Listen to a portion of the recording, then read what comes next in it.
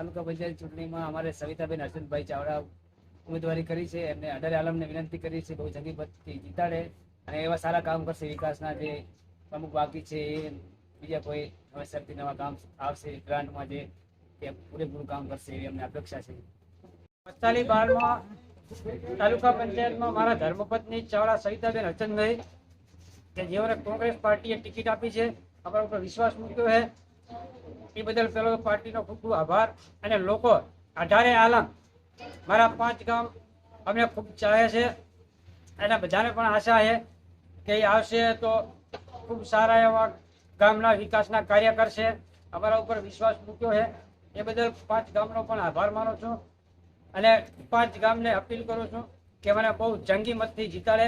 લોકોની વચ્ચે અમે કામ કરશું અને લોકોની સેવામાં રાત દિવસ અમે તત્પર રહીશું.